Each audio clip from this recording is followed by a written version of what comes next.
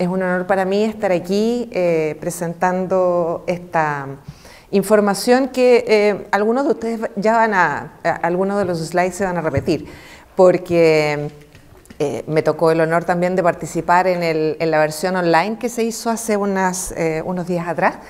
Y por lo tanto hay parte de la información que de todas maneras voy a volver a reiterar porque me parece importante profundizar en el conocimiento del concepto de la pobreza energética en Chile, que lo tenemos poco internalizado y que desde hace varios años hemos estado desarrollando un concepto que les quiero transmitir. La idea de la pobreza energética es entender que un hogar se encuentra en esta condición cuando no tiene acceso equitativo a servicios energéticos de calidad. Y ahí es donde tenemos el primer problema, porque normalmente cuando hablamos de pobreza energética tendemos a enganchar en nuestra mente que esto se refiere a falta de acceso a electricidad. Y esto es cualquier servicio energético, puede ser, qué sé yo, combustible de gas, combustible de leña, el uso de leña húmeda en vez de leña seca es un signo de pobreza energética. Ya el uso de obligatorio de leña, yo sé y todos tenemos en nuestro corazón la cercanía a la leña, al fuego, qué sé yo, desde tiempos inmemoriales. Pero cuando es obligatorio el uso de la leña porque no hay acceso a otro tipo de combustible para cocinar, para calentarse, estamos en condición de pobreza energética. Sin embargo, hay otros conceptos que uno normalmente no asocia a la pobreza energética y tiene que ver con el exceso de gasto o con restringirse en el gasto para satisfacer las necesidades básicas o las necesidades fundamentales, después voy a profundizar en ambos conceptos, de la vida, del hogar. Y eso tiene que ver con cuando gastamos, por ejemplo, mucho en calefaccionarnos porque nuestra casa no está adecuadamente bien constituida energéticamente para tener una buena envolvente térmica. Y ahí es donde los trabajos, por ejemplo, que hace la profesora María Luisa, o el aporte que puede ser la ingeniería en conjunto con la arquitectura, es fundamental para poder mejorar nuestras condiciones de vida. Pero también a veces tenemos la situación contraria, no es que gastemos en exceso electricidad o combustible o lo que sea, sino que gastamos muy poco. Eso también es un signo de pobreza energética, porque lo que estamos haciendo es restringirnos para poder cubrir otras necesidades que tiene el hogar en ese caso. Entonces, cuando estamos en alguna de esas situaciones, nos encontramos en una situación de pobreza energética y muchas veces no tenemos conciencia de que podemos estar viviendo en una casa, podemos tener dinero suficiente como para poder calefaccionarnos mínimamente y aún así estar en una condición de pobreza energética.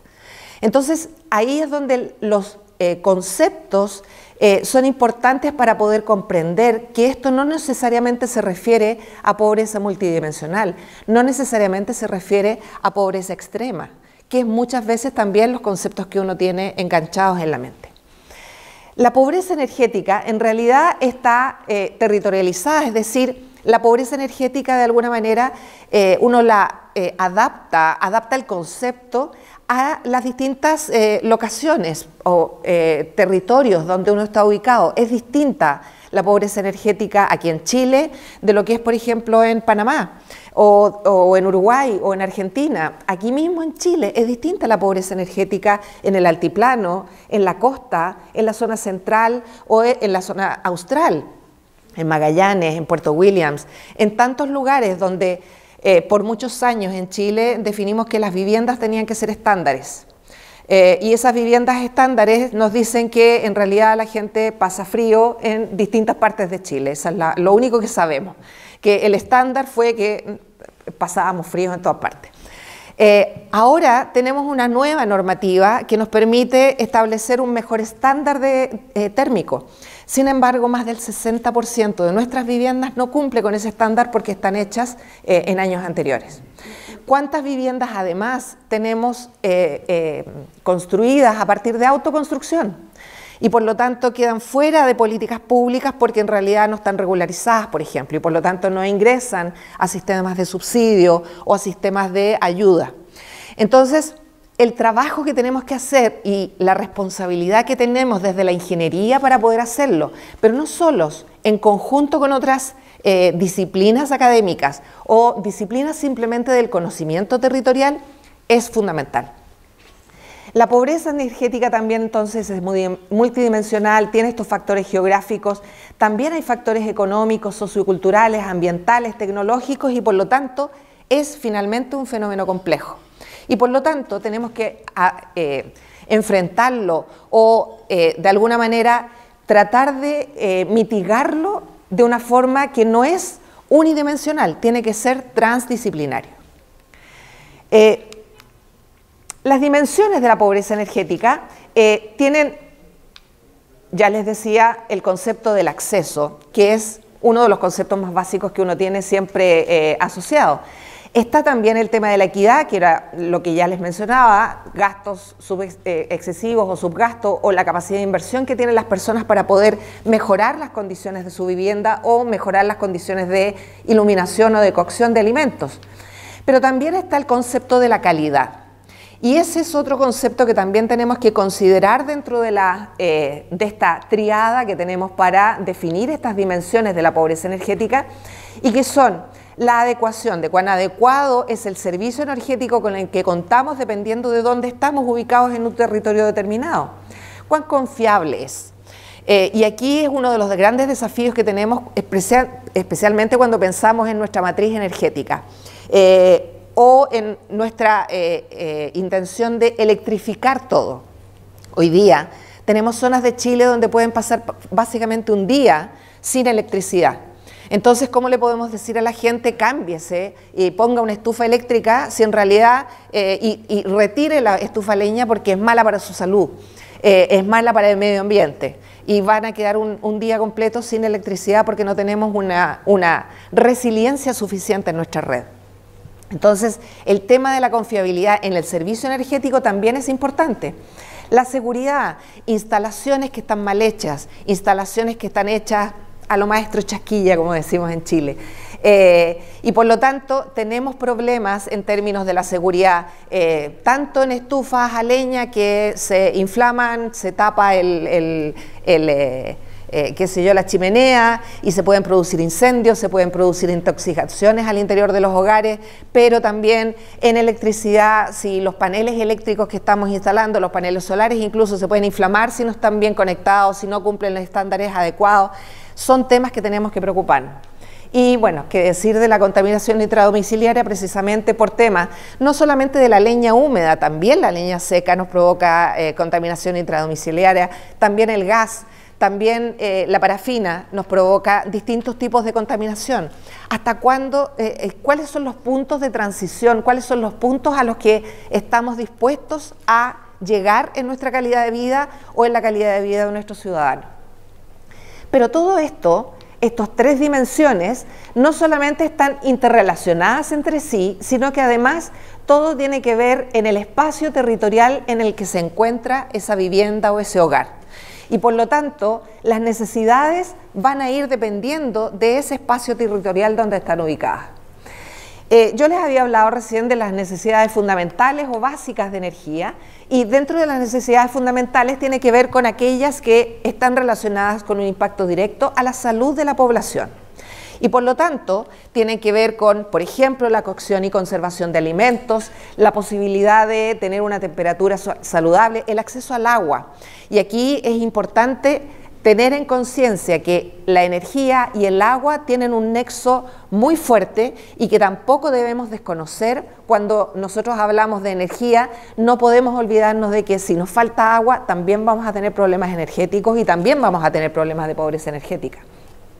Necesitamos también iluminación mínima o salud para personas que son electrodependientes. Y por otro lado, las necesidades básicas tienen que ver con un desarrollo de la familia, un desarrollo económico o un desarrollo cultural y por lo tanto están las condiciones de confort térmico para poder concentrarse simplemente, el poder tener acceso a agua caliente sanitaria, iluminación y electrodomésticos o acceso a las tecnologías de información, como ya hemos reiterado.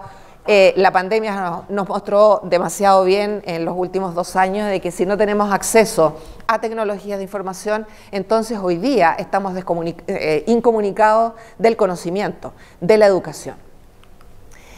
Bueno, aquí hay algunos indicadores, no voy a profundizar en ellos, de hecho el rector ya nos habló de algunos de ellos, pero hay cosas importantes acá, por ejemplo, la cantidad de hogares que no cuentan con acceso a energía, pero además tenemos 12 horas en promedio de interrupciones del suministro eléctrico, esto al año 2020.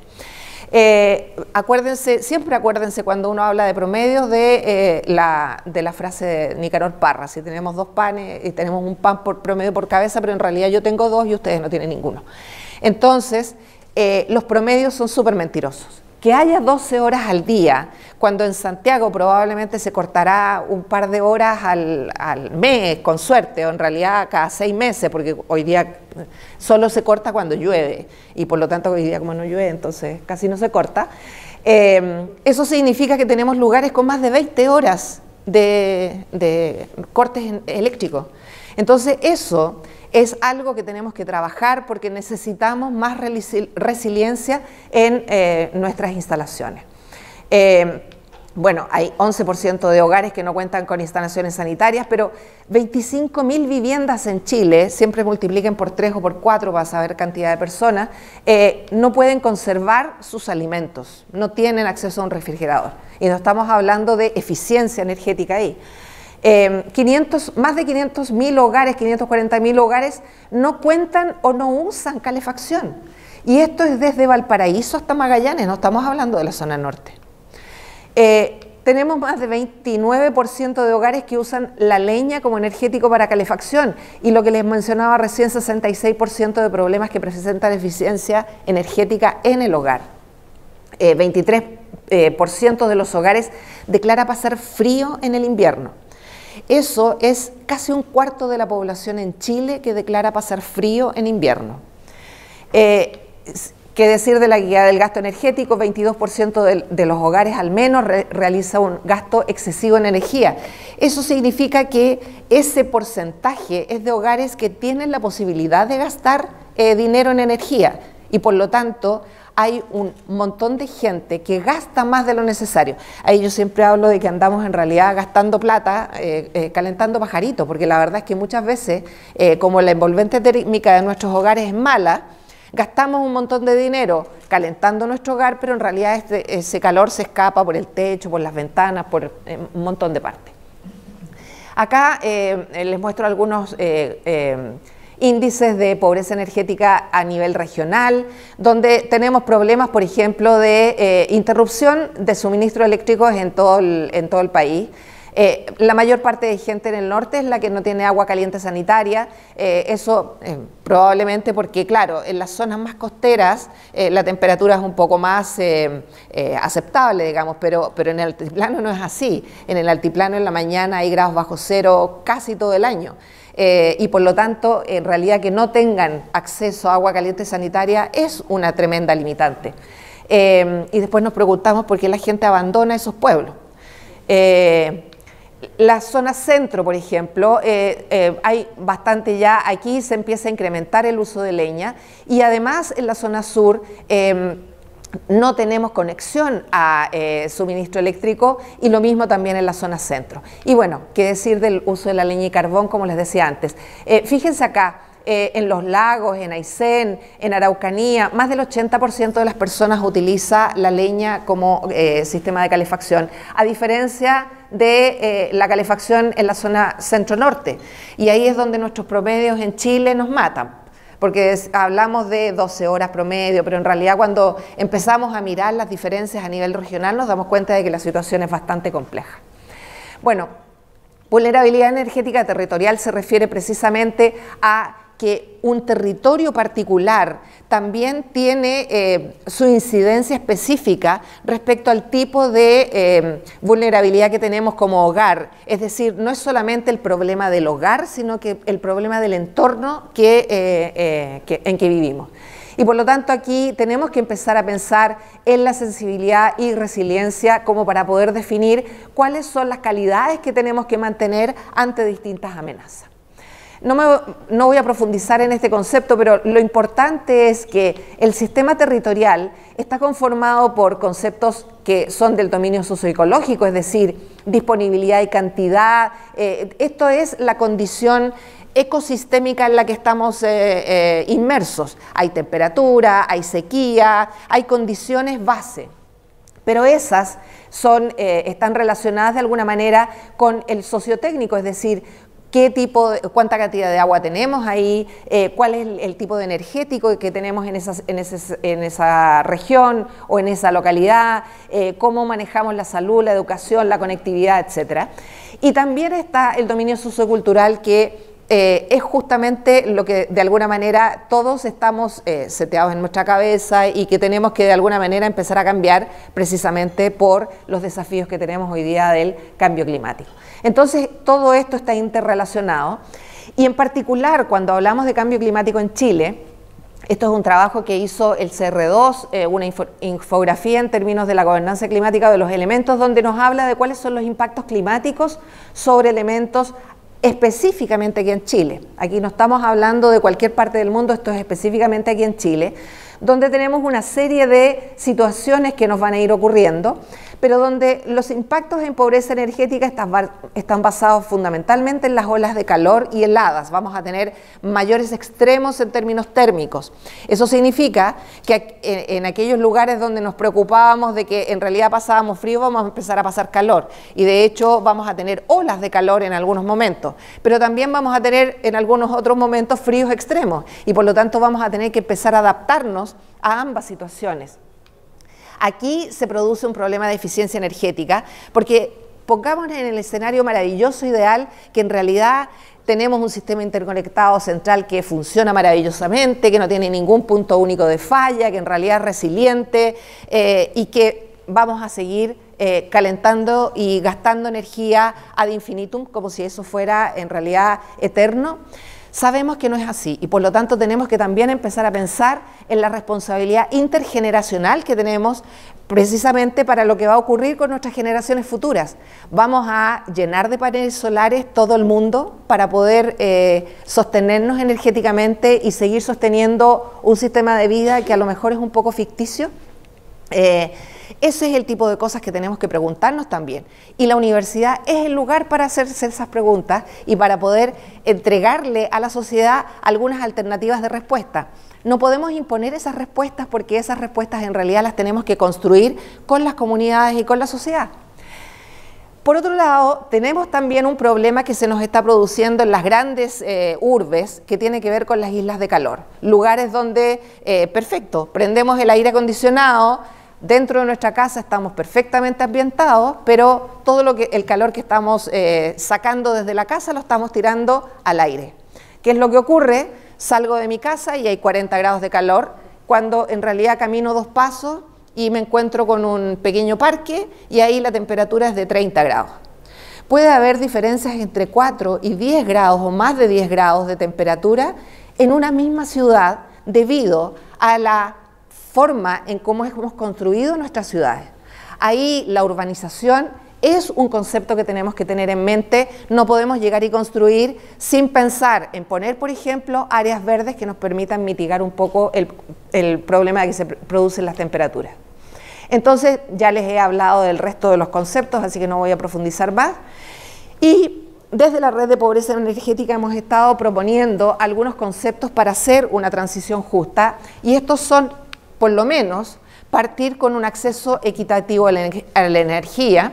Y esto no es solamente un concepto de acceso, también tiene que ser un concepto de calidad y también tiene que ser un concepto de equidad. Recordemos que esas 3 líneas, esas tres dimensiones, son las que están relacionadas con la pobreza energética. Tenemos que tener una producción y consumo de energía que sean respetuosas con el medio ambiente y con las personas, lo que les decía recién. No sacamos nada con tener aires acondicionados que tiren clorofluorocarbonos, por ejemplo, al aire y terminemos empeorando la situación de cambio climático. O simplemente tirar el calor que estamos sacando de un sector hacia afuera, ya estamos empeorando la situación que está ocurriendo afuera. Entonces, cada vez que hacemos tenemos que medir los impactos de cada una de las acciones o cada una de las decisiones que estamos tomando. La matriz energética debería estar desconcentrada, potenciando la autonomía energética en los territorios, pero considerando esta responsabilidad intergeneracional y la resiliencia de las que les mencionaba recién. Debemos contar entonces también con viviendas dignas y adecuadas a las necesidades dependiendo de los territorios. El estándar no nos sirve cuando tenemos un territorio que tiene más de 4.000 kilómetros de largo. ¿Cómo hacer esta transición en términos de los roles de lo público, lo privado, la academia y la sociedad civil? Tener primero una mejor coordinación al interior del Estado, integrando programas públicos como al menos salud, energía, vivienda y medio ambiente. Hoy día tenemos programas, por ejemplo, del Ministerio de Energía que no necesariamente conversan con lo que está haciendo vivienda o que no necesariamente conversan con lo que está haciendo medio ambiente. Y aquí muchas veces tendemos, y yo lo hablo desde la experiencia de haber trabajado más de 20 años en el Estado, tenemos que echarle la culpa a que el ministerio, o que el ministro, o que la ministra, o que la Seremi, o que el subsecretario, siempre es como alguien la persona responsable. Y tenemos que pensar que en realidad tenemos un problema de gobernanza en Chile. La estructura de nuestro Estado impide, a pesar de que exista este principio de la cooperación y de la interrelación entre los ministerios, por ejemplo, todos los mecanismos de incentivos están puestos para que los ministerios trabajen en forma aislada. Y por lo tanto tenemos que repensar un poco la forma en cómo estamos estructurados como Estado, porque siempre le echamos la culpa que en realidad trabajan en forma aislada. Está estructurado de que trabajen de esa manera. Los presupuestos son independientes y vaya uno a prestarle un peso a otro ministerio y que se pueda subentender que está subsidiando a otro ministerio porque te llegan las penas del infierno. Entonces, cuando pensamos en que ahí hay personas responsables, mucho de eso tiene que ver con en realidad la estructura que hemos formado. Por otro lado está el tema de fortalecer nuestra gobernanza, que tiene que ver con lo que les mencionaba recién, observar cuáles son las necesidades energéticas locales, y ahí cada uno de ustedes también tiene algo que aportar, especialmente cuando se hacen estas consultas públicas en las que participamos 10 personas y el resto en realidad nunca se da por enterado y siquiera que existió la consulta pública. De hecho, estaba en proceso justamente en estos días la modificación que se está haciendo a las estrategias nacionales de energía en esta misma semana, y de hecho acaba de terminar hace un par de días atrás. Hay normativas y regulaciones, incluyendo la autoconstrucción y los asentamientos irregulares en muchos casos, que tenemos que considerar. Esto de pensar que las personas no van a tratar de resolver su situación de vivienda de alguna manera, o que las personas son tontas porque en realidad se instalan en quebradas o que se instalan en sectores donde hay vertederos. Tenemos que pensar que en realidad tenemos que empezar a dejar de pensar que las personas son tontas o que en realidad tomamos decisiones de manera tonta. Muchas veces hay razones muy especiales por las cuales ocurren esas situaciones. Son razones de la sociedad, son razones de la normativa, son razones de la gobernanza. Ahí es donde tenemos que preguntarnos. Implementar, fiscalizar, innovar en mecanismos de financiamiento. De hecho, yo participo en un programa de gerencia pública donde estamos justamente hablando de la falta de vitamina I, porque uno de los problemas que tenemos en Chile es que planificamos y decimos no, y hacemos leyes y cosas así, y después nunca nos preocupamos de darles el presupuesto, el recurso, las personas, y por lo tanto la implementación siempre nos anda cojeando de alguna manera. Necesitamos hacer un trabajo conjunto porque aquí se requieren intervenciones de gran magnitud, y no estoy hablando de megaplantas, estoy hablando de intervenciones de gran magnitud porque afectan muchos aspectos simultáneamente. Tenemos que hacer un trabajo inter y transdisciplinar con una co-construcción de soluciones con las comunidades. Y aquí tenemos que considerar impactos no solamente formales, sino que también psicológicos de los cambios que vamos a provocar, porque vamos a provocar cambios. La Seremi recién nos estaba contando respecto a los problemas que se van a producir por el cierre de centrales a carbón, por ejemplo. Y tenemos que pensar que el impacto no es solamente para las personas que trabajan en esa central a carbón y sus familias, también el impacto es para la señora que le vende los almuerzos a la gente que trabaja ahí, o para las personas que hacen los traslados de esa gente que trabaja ahí. Toda la comunidad se ve impactada, no es solamente las personas que están contratadas en un sector. Y por lo tanto, las consideraciones tienen que tener impactos, tienen que considerarse estos impactos formales y psicológicos. Finalmente, ¿cuáles son los desafíos para avanzar? Y aquí es donde la universidad también tiene mucho que hacer al respecto, es por ejemplo contar con información y bases de datos. Aquí en el trabajo en conjunto con el sector público es la necesidad de mejorar instrumentos estadísticos y bases de datos públicas. Hoy día hemos estado trabajando desde la Red de Pobreza Energética en indicadores y tenemos un montón de problemas para poder definir indicadores que nos permitan especificar mucho mejor las políticas públicas que queremos recomendar que se implementen. Y por lo tanto, el desarrollo de indicadores va a tener que continuar en ese aspecto. Tenemos que fortalecer el desarrollo energético local, dándole más libertad y más autonomía a las comunidades. Hoy día, nadie puede estar off-grid. Nadie puede estar desconectado del sistema central. Y ahí, fantástico, porque efectivamente el sistema interconectado central tiene una lógica, pero no puede ser la única lógica. Tenemos que darle un poco más de resiliencia a ese sistema. Entonces tenemos que forzar o de alguna manera impulsar que también las comunidades se apropien de esas iniciativas. No podemos seguir pensando, como lo hemos hecho en los últimos 80, 100 años, en que vamos a llegar a una comunidad a solucionarles un problema. Desde la ingeniería tenemos la responsabilidad de llegar a una comunidad a trabajar en conjunto con ellos para resolver en base a sus conocimientos ancestrales, en base a sus conocimientos respecto al territorio, respecto a las condiciones que se dan. Normalmente en la ingeniería esperamos, no sé, tener 5 años de mediciones antes de tomar una decisión para saber cuál es la decisión más óptima. Muchas veces esa información ya está en las comunidades y lo primero que hacemos es obviarla, porque en realidad la gente no sabe. Entonces, si no somos capaces de tener esa apropiación por parte de las comunidades, esos sistemas después van a quedar botados y se van a convertir simplemente en basura tecnológica. Pregúntense cuántas instalaciones fotovoltaicas hemos hecho en hogares, en comunidades lejanas que después terminaron en la basura o terminaron quizás dónde.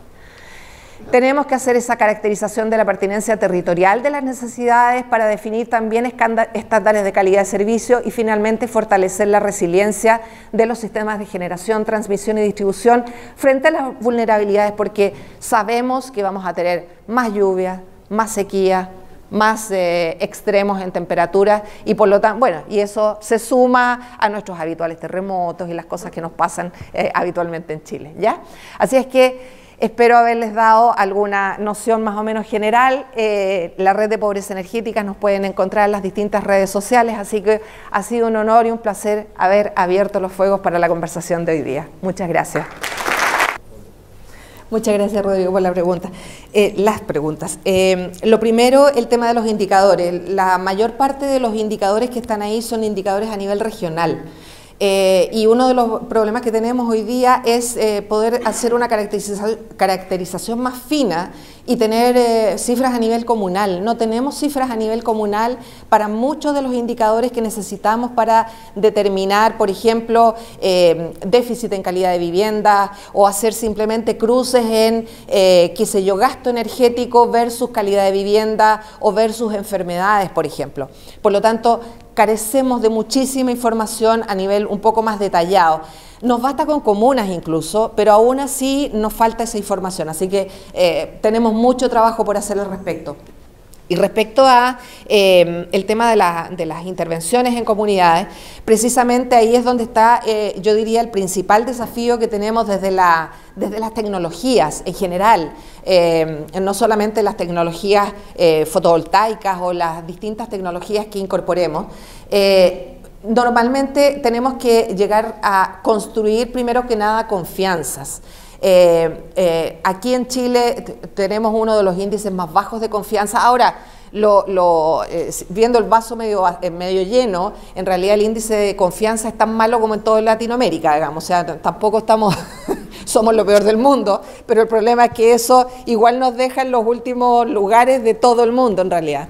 Hay un problema de confianza generalizada en las autoridades, entre los vecinos, dentro de las mismas comunidades, que es el principal desafío que tenemos que, primero que nada, tener conciencia de que existe. Y cuando uno tiene conciencia de que existe, llega con una disposición distinta a tratar de llegar con algún proyecto, con alguna intervención a las comunidades.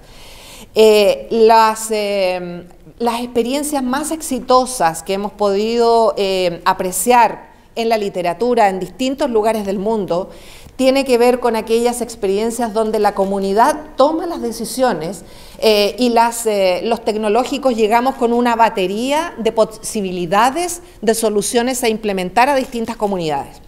Uno tiende a pensar de que en realidad cuando uno llega a un lugar donde no hay luz de ningún tipo, lo primero que la gente quisiera es luz en su casa.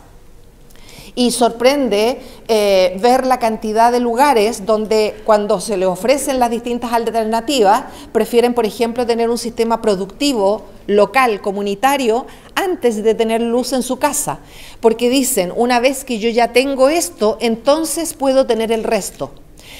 Entonces, el trabajo ahí no depende solamente de la ingeniería. Y la verdad es que los ingenieros, y ahí yo caigo en el sayo totalmente, tendemos a pensar que podemos hacerlo todo y en realidad nos han acostumbrado a que tenemos que resolver los problemas y no importa si tenemos que echar a andar ruedas cuadradas, lo vamos a hacer.